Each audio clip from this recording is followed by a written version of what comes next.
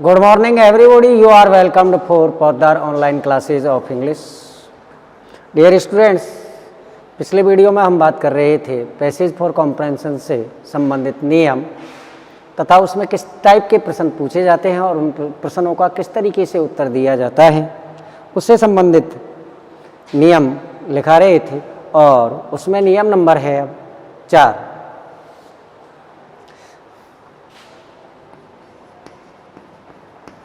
Passage में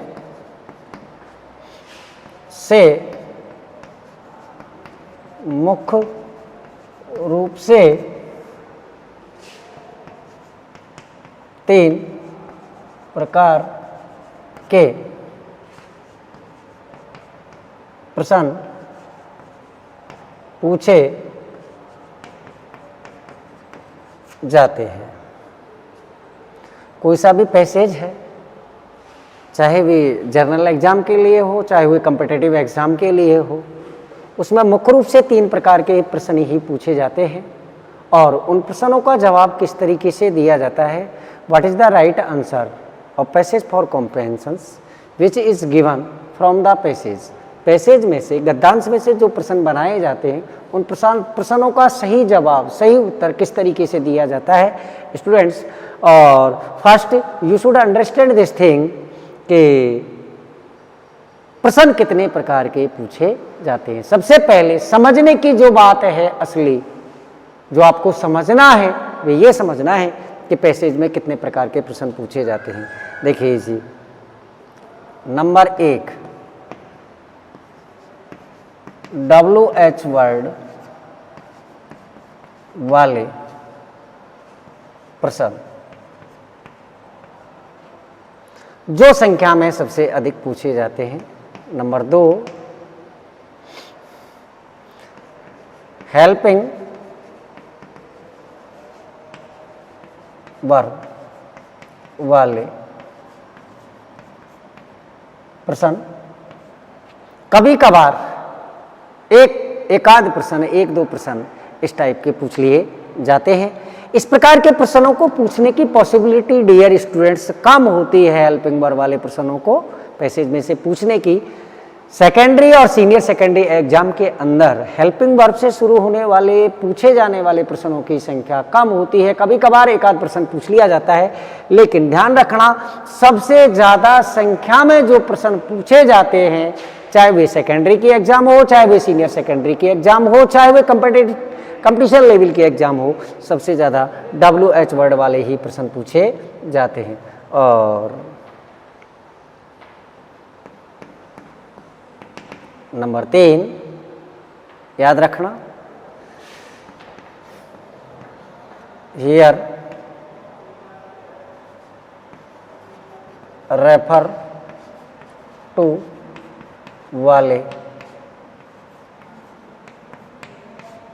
प्रश्न ये संख्या में कोई एक आध पूछा जाता है, कभी कभार नहीं, इनकी भी संख्या बहुत कम होती है। ये मोस्टली सीनियर सेकेंडरी और सेकेंडरी एग्जाम के अंदर नहीं पूछे जाते हैं।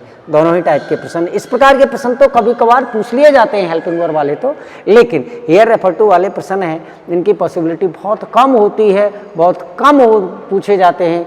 कभी कभार इस प्रकार का एक आध प्रश्न पूछ लिया जाता है। इसीलिए आपको सारे ही टाइप के प्रश्नों को अच्छे तरीके से दिमाग में बैठाना है कि किस तरीके से उन्हें आपको सॉल्व करना है। और चौथे वाला जो प्रश्न है, देखिए इस प्रश्न में जो पूछा जाता है, देखिए या तो पूछा जाता है सिमिलर वर्ड,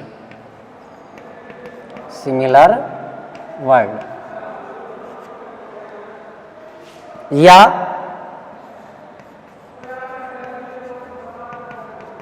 अपोजिट वर्ड वाला प्रश्न, और या ए ग्रुप ऑफ वर्ड्स वाला, वन वर्ड सिचुएशन वाला प्रश्न। याद रखना पैसेज जो दिया हुआ है, चाहे वे जर्नल एग्जाम के लिए दिया हुआ है, चाहे वे कंपटीशन लेवल की एग्जाम के लिए दिया हुआ हो, ध्यान रखना, मुख्य रूप से इनके अलावा और किसी टाइप का प्रश्न नहीं पूछा जाता है।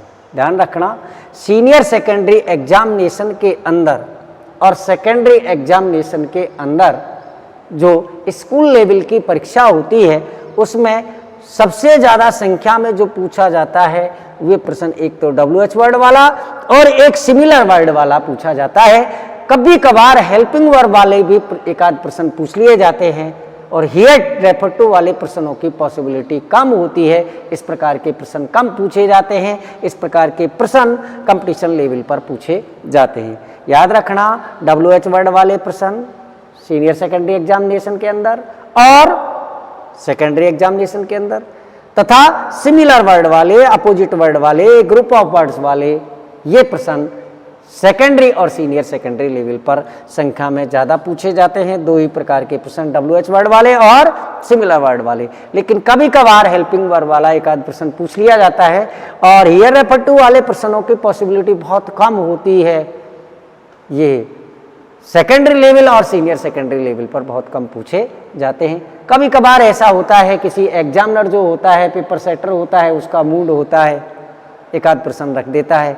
तो ध्यान रखना, इस प्रकार के प्रश्नों को आपको अच्छी तरीके से समझना है कि WH वर्ड वाले प्रश्न चाहे कंपटीशन लेवल पर हो चाहे जर्नल एग्जाम हो, सबसे ज़्यादा संख्या में WH वर्ड वाले ही प्रश्न पूछे जाते हैं। इसके बाद में दूसरा नंबर है हेल्पिंग वर्ब वाले प्रश्न, एक आध प्रश्न पूछ लिया जाता है। इसके बाद में हियर रेफर टू वाले जो कंपटीशन लेवल पर ज़्यादातर पूछे जाते हैं।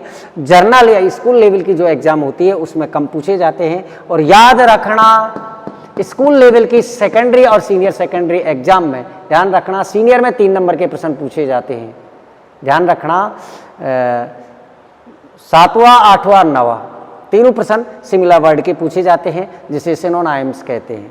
और कभी कभार अपोजिट वर्ड से रिलेटेड पूछ लिए जाते हैं या एक ग्रुप ऑफ वर्ड से रिलेटेड प्रश्न पूछ लिया जाता है।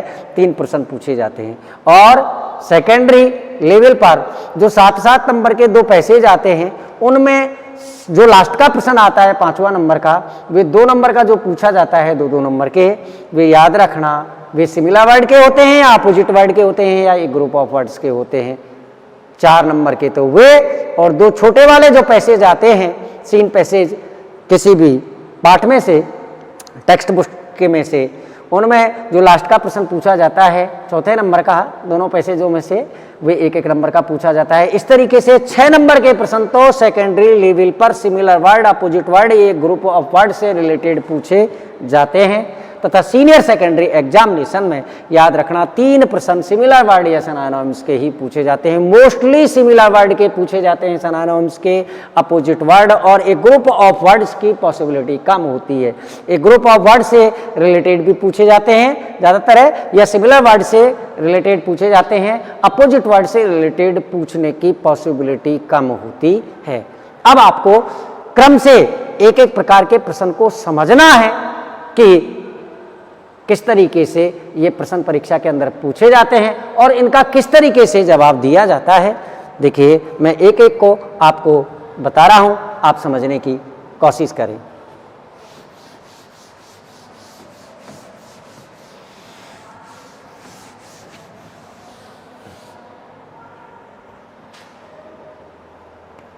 नंबर 1,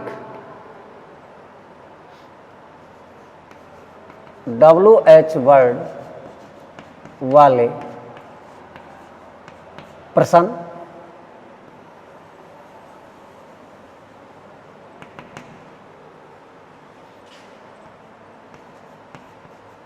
इस प्रकार के प्रश्न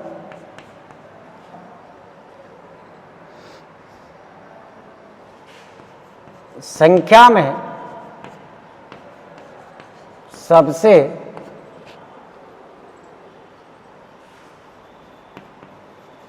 अधिक पूछे जाते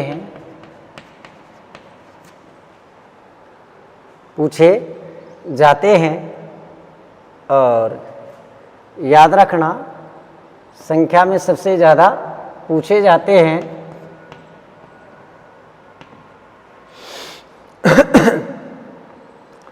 तथा ये प्रश्न WH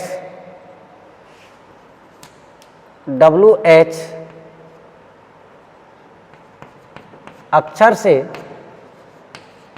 शुरू होते हैं, इसलिए इन्हें WH वर्ड वाले प्रश्न कहते हैं।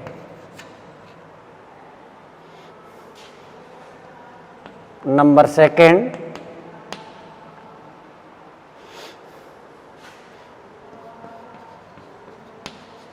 पैसेज में से आने वाले WH वर्ड वाले प्रश्नों का अर्थ वे उनका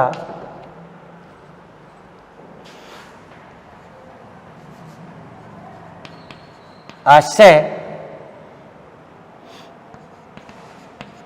स्पष्ट होना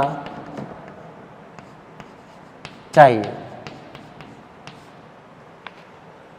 हाँ जी, याद रखना, फर्स्ट टाइप का प्रश्न है WH वर्ड वाले प्रश्न।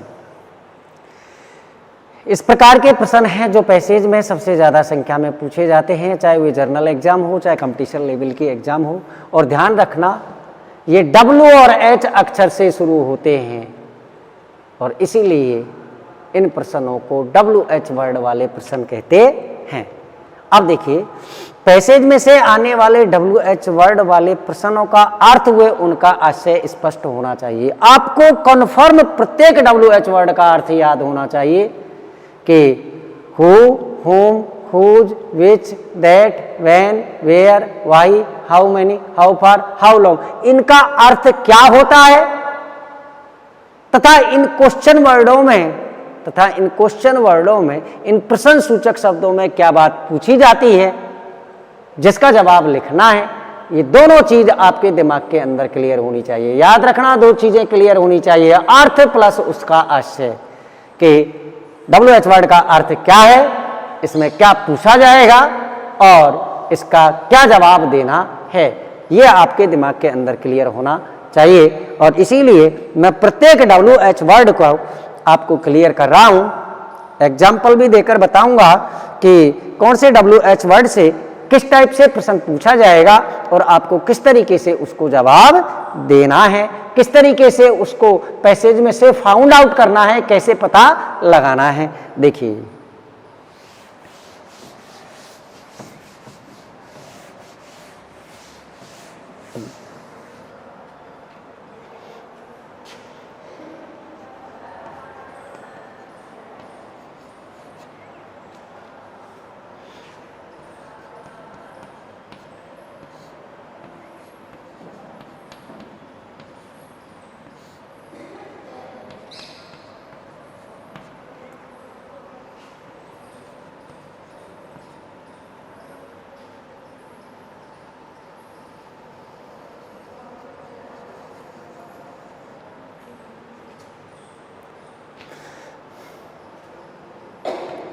हाँ डियर स्टूडेंट्स, आपको समझना है WH वर्ड वाले प्रश्न वे उनके अर्थ क्या होते हैं। देखिए जी, फर्स्ट समझते चलना अच्छी तरीके से, हु, कौन या किसने अर्थ होता है। और ध्यान रखना, इसमें जो पूछा जाएगा वे हमेशा पूछा जाएगा सब्जेक्ट। हु को हटा देंगे और हु के स्थान पर केवल सब्जेक्ट जोड़ा जाता है। हाँ, और ये किसी who, whom, whose, you should remember this thing dear students, अच्छे तरीके से दिमाग में याद रखना कि हु, हुम, हुज, ये तीनों ही जो WH वर्ड हैं, इन तीनों ही WH वर्ड से किसी ह्यूमन बीइंग्स के बारे में, किसी मानव प्राणी के बारे में ही प्रश्न पूछा जाता है। जानवर और वस्तुओं के बारे में कभी भी प्रश्न नहीं पूछा जाता है। हु, हुम और हुज से। You should remember this thing dear students. Who माने कौन या किसने, और इसमें कर्ता पूछा जाता है। केवल आपको सब्जेक्ट को जोड़ना है हु के स्थान पर, यही इसका उत्तर होता है। और इस तरीके के प्रश्न 1 या 2 पैसेज में पूछे जाते हैं और इनका उत्तर बहुत इजी होता है, बहुत आसान होता है। याद रखना, इस टाइप का प्रश्न कभी भी स्टूडेंट्स का गलत नहीं होना चाहिए, क्योंकि this is the easy manner to give answer this type of question. इस प्रकार के जो प्रश्न होते हैं उनका उत्तर देने का तरीका बिल्कुल सीधा है, आसान है। हु है, हु माने कौन है और किसने, हु को हटा दीजिए और हु के स्थान पर आपको केवल सब्जेक्ट जोड़ना पड़ता है, सब्जेक्ट लिखना पड़ता है। हाँ जी, होम किसको या किसे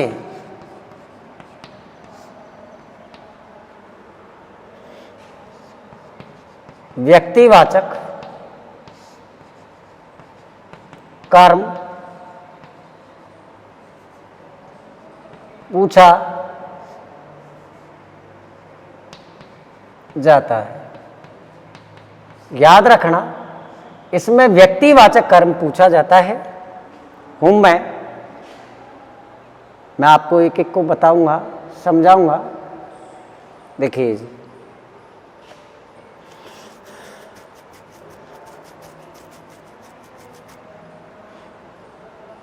हाँ जी, पहले मैं क्लियर करा देता हूं, आप रफली समझ कर देखना।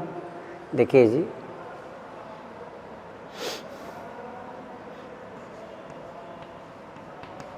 Sunita gave a book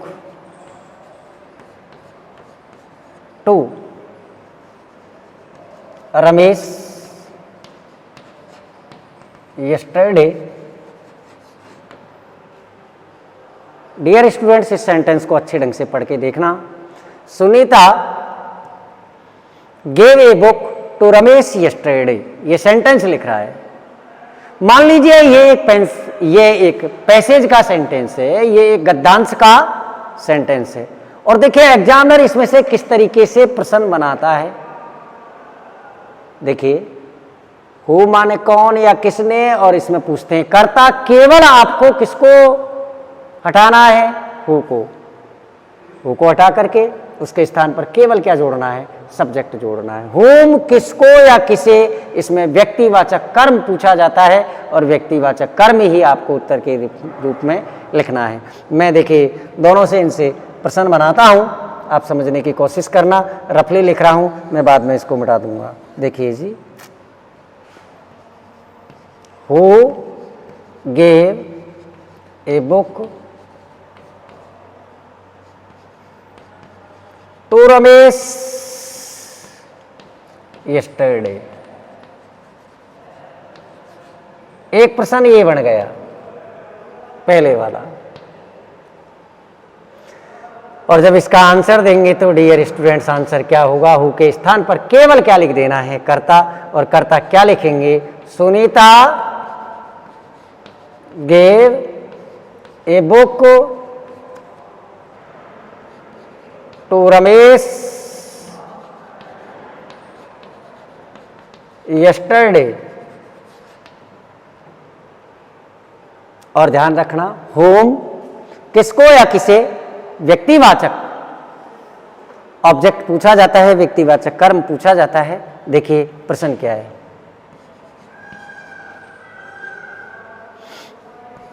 home dead Sunita give a book yesterday. Home किसको, डिड सुनीता ने दी। ए बुक एक पुस्तक, यस्टरडे कल सुनीता ने किसको एक पुस्तक दी। केवल व्यक्तिवाचक कर्म उठाना है, किससे, पैसे से। किसको दी, रमेश को।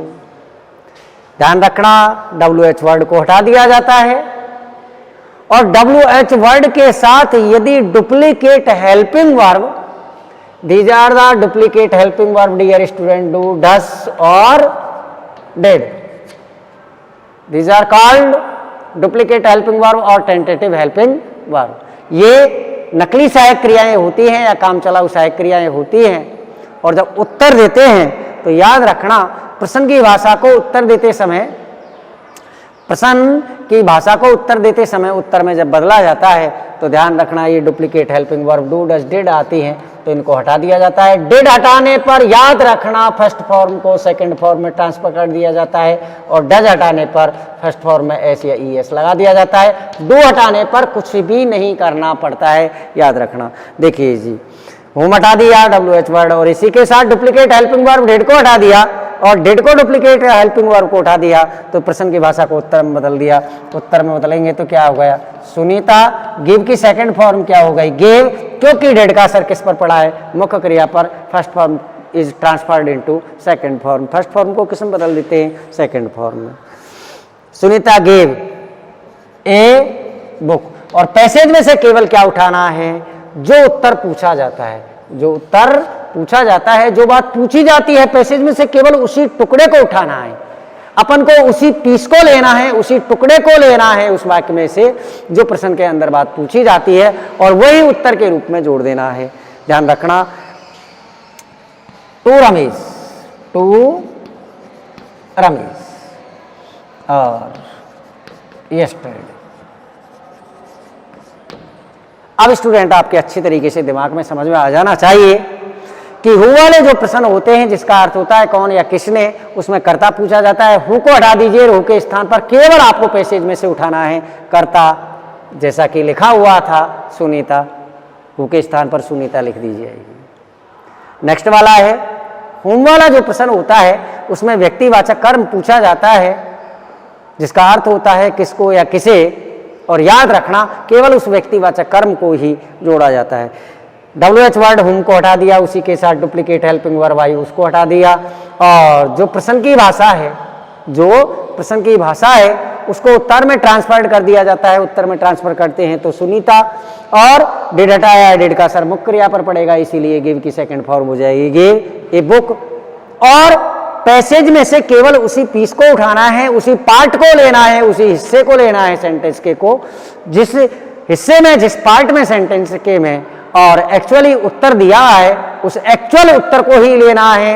याद रखना प्रश्न में जो बात पूछी जाती है उसमें केवल उसी बात को लिखना है, उसी पार्ट को लिखना है। उत्तर या ज्यादा और अधिक नहीं होना चाहिए, पूरे सेंटेंस में उत्तर नहीं होना चाहिए। याद रखना केवल प्रश्न में जो बात पूछी जाती है प्रश्न की भाषा को उत्तर में बदल करके केवल उत्तर के रूप में उसी पार्ट को, उसी हिस्से को पैसेज में से जोड़ करके लिखा जाता है। और this is the right answer of passage for comprehension. यदि आप सेंटेंस उतारने की पैथी अपनाएंगे कि Sunita gave a book to Ramesh yesterday, तो ये गलत मानी जाती है। इस टाइप से नहीं। ध्यान रखना कि प्रश्न के अंदर जो बात पूछी जाती है केवल पैसेज में से उसी को उठाना है और उसी पार्ट को आंसर के रूप में लिखना है। ज्यादा उत्तर नहीं देना है, अधिक भी उत्तर नहीं देना है और कम भी नहीं देना है। जो बात पूछी जाती है उसी को उत्तर के रूप में लिखा जाता है। ध्यान रखना। क्वेश्चन वर्ड दो क्लियर हो गए, हु और हुम, और इसके बाद में आता है हुज। डियर स्टूडेंट्स समझना, हुज किसका। और इसमें देखिए व्यक्तिवाचक संबंध कारक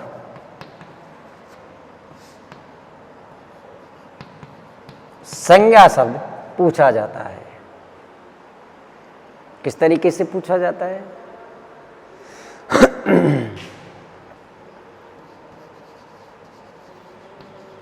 Mohan's father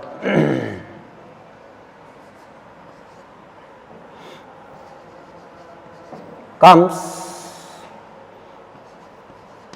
here daily.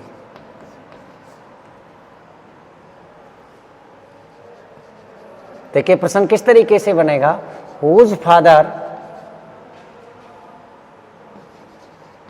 Does come here daily. ये प्रश्न बन गया। याद रखना हुज का अर्थ होता है किसका, इसमें व्यक्तिवाचक संबंध कारक, व्यक्तिवाचक संबंध कारक संज्ञा शब्द पूछा जाता है। देखिए जी, Mohan's father comes here daily, Mohan का पिता यहां प्रतिदिन आता है। Whose father does come here daily, किसका पिता प्रतिदिन आता है। याद रखना केवल किसको लिखना है, व्यक्तिवाचक संबंध कारक संज्ञा शब्द किसको, मोहन के पिता को। याद रखना किसको लिखना है, मोहन के, किसके साथ, पिता के साथ, संबंध कारक संज्ञा शब्द के रूप में। तो देखिए उत्तर क्या हो जाएगा, केवल Mohan's father comes here daily, ये इसका राइट आंसर है। याद रखना डज हटा दिया, हुज हटा दिया, और ध्यान रखना संबंध कारक संज्ञा शब्द मोहन किसके साथ जोड़ दिया, फादर के साथ। Mohan's father comes here daily, right answer ये है। तो ध्यान रखना ये हमेशा ह्यूमन बींग्स मानव प्राणी के बारे में ही प्रश्न पूछा जाता है और इस प्रश्न का जवाब इस तरीके से दिया जाता है। और नेक्स्ट क्वेश्चन है डियर स्टूडेंट्स, विच, कौन सी, और ध्यान रखना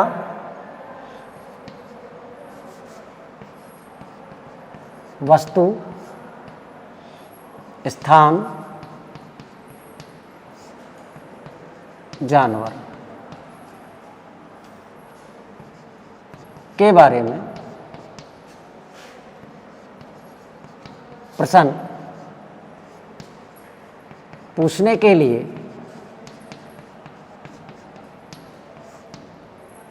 विच का प्रयोग किया जाता है, जिसका अर्थ होता है कौन सी। देखिए जी, वस्तु के बारे में प्रश्न, which thing do you like to take for breakfast.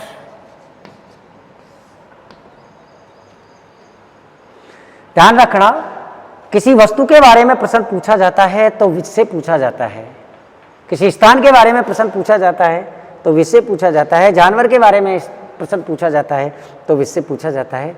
देखिए जी, which thing do you like to take for breakfast, आप ब्रेकफास्ट में, नाश्ते में क्या चीज़ लेना पसंद करते हैं। तो याद रखना, देखिए जी, डू डुप्लीकेट हेल्पिंग वर्ब है इसीलिए हटा दिया। और ध्यान रखना उत्तर देते समय फर्स्ट पर्सन को सेकंड पर्सन में और सेकंड पर्सन को फर्स्ट पर्सन में। You should remember this thing at the time of answering passage for comprehension, first person is transferred into second person and second person is transferred into first person. देखिए जी, हाँ, you का क्या हो जाएगा, I like to take bread and milk for breakfast। याद रखना केवल जो बात पूछी जाती है पैसेज में से उसी को उतारना है। मान लीजिए पैसेज में ये लाइन आई हुई है, I like to take bread and milk for breakfast, कि मैं नाश्ते में ब्रेड और दूध लेना पसंद करता हूँ। और इसी लाइन से रिलेटेड मैंने प्रश्न बनाया है, प्रश्न बना दिया विच से, which thing helping verb do present indefinite tense की वजह से, और फर्स्ट पर्सन है इसीलिए सेकंड पर्सन यू में ट्रांसफर कर दिया। Like to take for breakfast उत्तर देंगे तो विच को हटा देंगे, थिंग को भी हटा देंगे, और आने वाली डुप्लीकेट हेल्पिंग वर्ब है डू डज डिड, इसको भी हटा दिया जाएगा। और second person is transferred into first person, first person क्या आ जाएगा, आई लाइक टू टेक, और